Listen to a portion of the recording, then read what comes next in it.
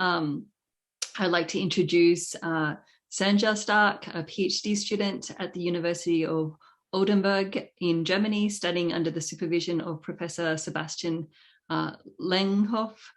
So maybe you can elaborate a little bit further, Sanja, as you share your slides and introduce your talk. Thank you.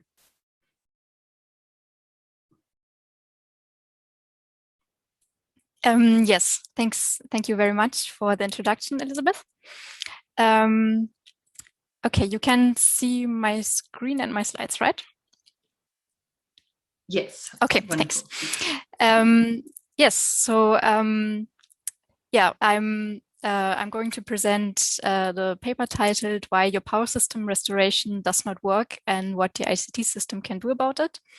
This work has been done in collaboration with the University of Passau in context of a DFG-funded research project. And yeah, so I'm going to start by, first let's have a closer look at what do I mean with power system restoration. So what kind of power system restoration are we looking at? Normally, in case of a wide area blackout in the transmission system, the power system would be restored from top down. So starting with the big generation plants and then, first restoring transmission grid and then sequentially restoring the distribution grid as well. But this can potentially take a long time until we really reach full restoration of all the distribution grids, because, for example, we have some, first of all, have to fulfill some repair works in the transmission grid. So the idea now is, why not use available distributed energy resources to restore some loads in the distribution grid and thereby reducing the outage time for the customers until full system restoration is achieved. And one popular concept in research is to use some sort of intelligent automated restoration service to, for example, multi-agent systems to create island grids automatically using the available distributed energy resources. And of course, this requires some sort of communication between the agents to coordinate which loads could be reconnected, how much generation is there, which switches needs to be operated, and so on. And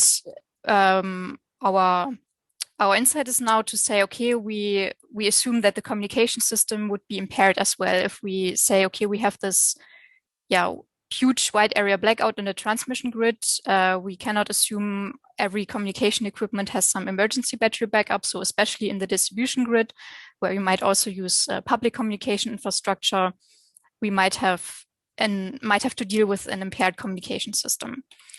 And what we want to do now is to shift the focus from just isolated power system restoration to some kind of parallel power and ICT system restoration, where we say, okay, we consider both of the systems, we want to restore them in parallel, and we want to achieve some kind of cascading restoration process. So what do I mean by this? We say, okay, we assume that at the beginning we only have communication available in few places, and we start at these places where we have communication available to first restore, start creating some small island grids, restore first loads, and thereby ideally also start restoring the communication system, because by restoring loads we can also give power to more communication devices, which we can then use to extend these island grids, restoring more communication, maybe at one point connect to before separate island grids. And so in this way be able to, even with less initial communication available, to restore as much of the loads as possible. And in the aim of our paper was now to first develop such an agent-based Blackstad algorithm, and second, investigate the impact of ICT impairment on its performance. We started by describing the distribution system restoration as an optimization problem that then later needs to be solved by our agent system. So we say, okay, we have the power system model as a graph with nodes and edges. Nodes can have either generators or loads or both connected to them. And each generator and load can be described by an active power schedule for a certain planning horizon. So for the loads, since we consider uncontrollable loads, we would basically just have one schedule. And for the generators, they could either potentially choose between a set of schedules or create basically create any schedule based on their whatever flexibilities in generation they have available. At least one of these nodes should have be supplied or has a black start capable generator connected to it. So we need some places from which we can actually start the restoration. And the edges between two nodes can have a switch, potentially with one of two states. It could be either open or closed. From this, we can now define our island grid, which is actually a subset of the whole power system. And we can say, okay, our island grid is actually contains all those nodes which are connected to this node with the black start capable unit. And our optimization goal now is to basically optimize this island grid by maximizing the amount of load that we have in this island grid. And we have to do this under the constraint that generation and load within this island grid needs to be balanced. So for solving this optimization problem, we have two variables that we can use. One is the state of the switches, which determines which nodes are part of the island grid. And the other one is the active power schedule of the generators to balance out generation and load. And we can actually split this up into two kind of interlaced optimization problems. We say, okay, on the high level, we have this optimization goal of maximizing the restored load. And on the low level, we want to minimize the distance between load and generation within this island grid. We can now map this optimization problem onto our multi-agent system to solve it. And we defined two types of agent to represent the different power system elements and also the different optimization variables that we want to use. On the one hand, we have the switch agents who basically can be seen as kind of aggregators of one grid segment and all the generators or loads that are connected to it. And then we also have unit agents, which can either represent a single medium voltage or load or generation, or some aggregated low voltage load or generation.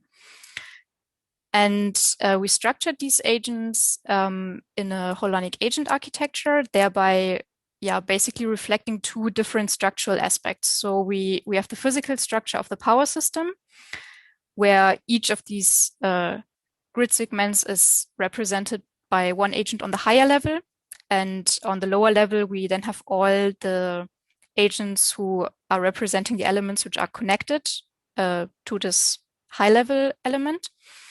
And we can also with this reflect these two level optimization problems that I've just talked about. So on the upper level, we have the switch agents whose goal is to maximize the restored load, because they are the ones who can decide whether to connect or disconnect certain grid parts. And on the low level, we have the unit agents who try to balance generation and load in the current existing island grid. And these two types of agents exchange information for the optimization. So the switch agents can give a target to the unit agents, which can either be zero, that means that only the agents within this one holon try to balance each other out, but it can also be more or less to actually balance out a surplus of load or generation from neighboring holons as well. And the unit agents would then give the result of their optimization back to the switch agents so that they can make their decisions based on it. For both these optimization problems on the two levels, we used the combinatorial optimization heuristic for distributed agents, or CODA. And to achieve this cascading restoration process, we just, after each successful restoration step, we repeated the algorithm to when potentially more agents are available, to also include these in the optimization and thereby maybe extending the island grid if possible. For the evaluation of this algorithm, we wanted to assess now what are the effects of the ICT impairment on our solution quality. So solution quality means the percentage of maximum load restored.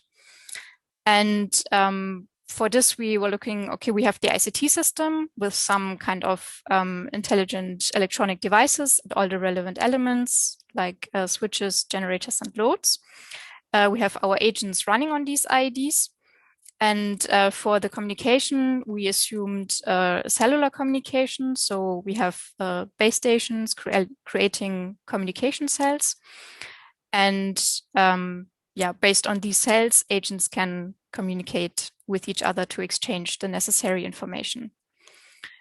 In our evaluation now, we focused on the influence of size and availability of these communication cells. So we say, okay, for the IEDs, we assume that they are supplied with battery. But for these base stations, some of the batteries might be either discharged or faulty or nearly dead state. So maybe some of them are not available, which means that some of these communication cells are initially not available. And we also looked at the size of these communication cells. For the actual simulation, we used co-simulation with a SimBench power grid scenario. That was actually the one that I showed on the first slide. We mapped the ICT system on top of it according to the structure that I've showed here, and created experiments using the box Binken design. So we have always 3 values for each parameter. Okay, so let's now have a look at some of the simulation results. As a benchmark for the simulation results, we actually tested the scenarios with full available battery backup. And with this, we could see that that it was always possible to restore the maximum amount of load. So we could see that the algorithm as such is working. But when we now look at the cases with reduced available battery backup, we found out that this still has a significant effect on how much load can be restored, which itself is not surprising. So we could still see, okay, with less initial available communication, there's less load restored. But of course, this is not what we wanted. So we could see from this that to actually achieve this cascading restoration process that we were aiming for, we still need to optimize this algorithm so that we are less dependent on the initial available communication devices. And we also investigated the distribution of restored load that resulted from the random placement of the batteries. So when we said, for example, okay, we have 50% of batteries available, we place them randomly at the base stations that we have in the grid, and then ran the scenario several times. And in this graph, we can see on the x-axis the different sets of load restored. So for example, 0 to 10% load restored, 10 to 20% load restored. And on the y-axis, how much percentage of the executions this result was achieved. And what we can see here is that for the smaller the cell sizes, the more distributed these results are.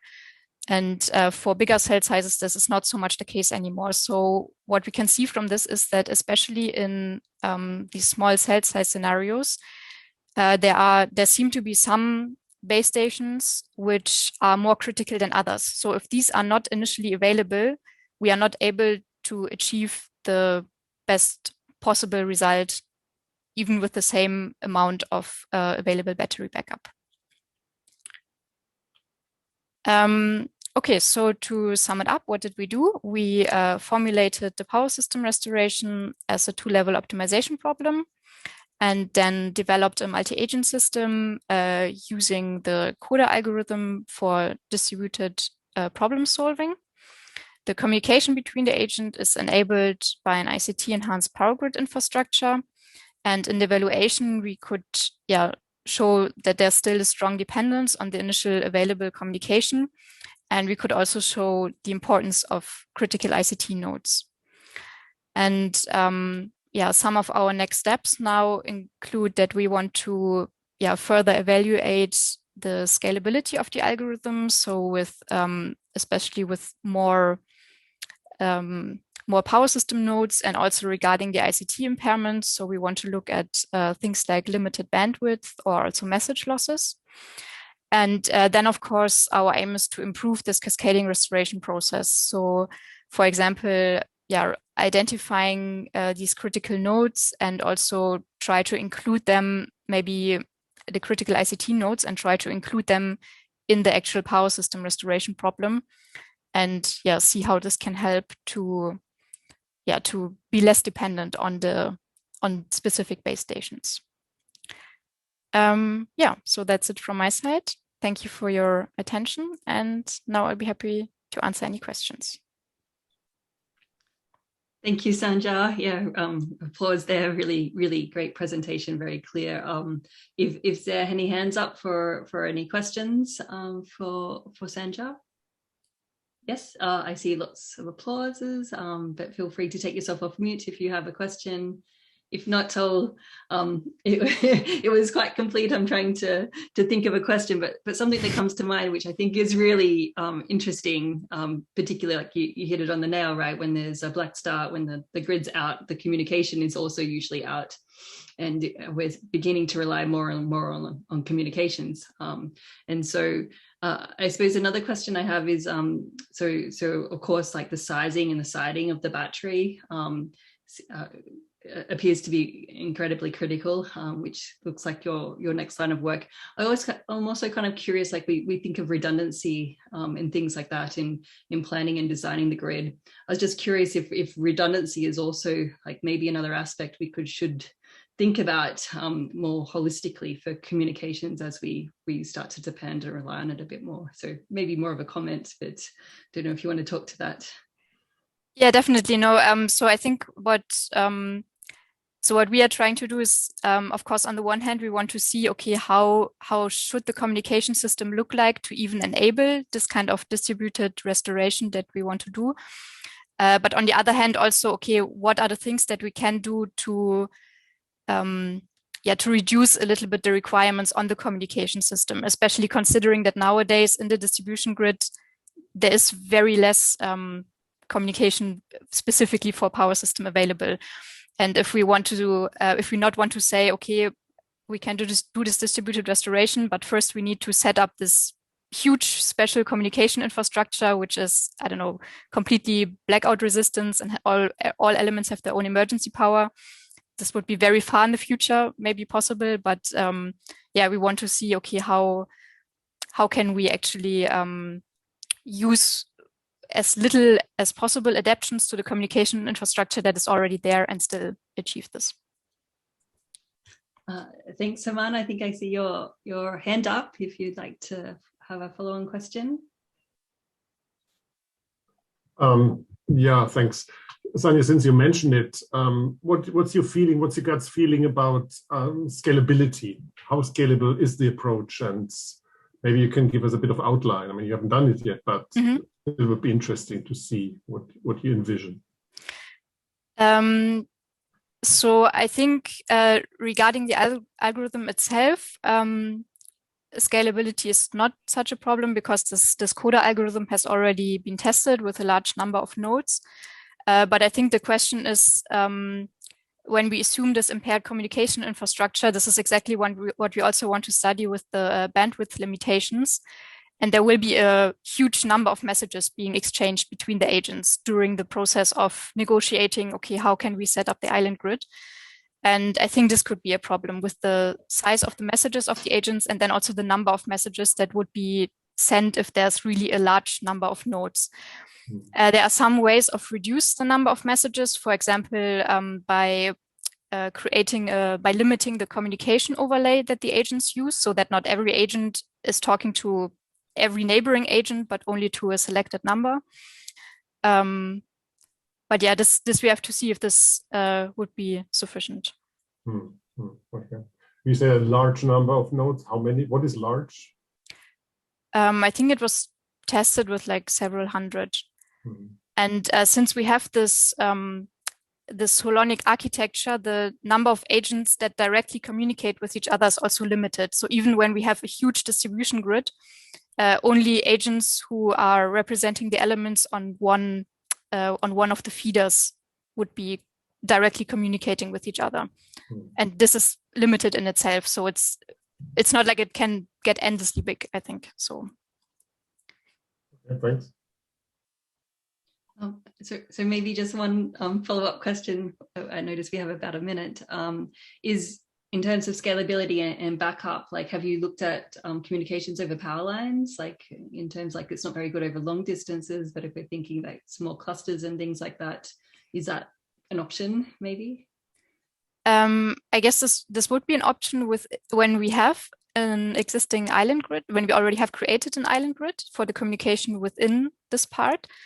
But for communicating to when the whole system is still in blackout, I don't think we can use this, right? We need the line needs to be active, energized. For us, energized, yeah, for us to be able to use it for communication as well. So maybe this could be as soon as we have island grids to switch to, for example, power line communication there to reduce the communication load that is needed, that is used in the cellular parts, so that this can be used for the communication to parts that are outside the island grid that we now try to get into the grid. But yeah, it's an interesting idea. Thanks. Thank you. Thanks, Sanja.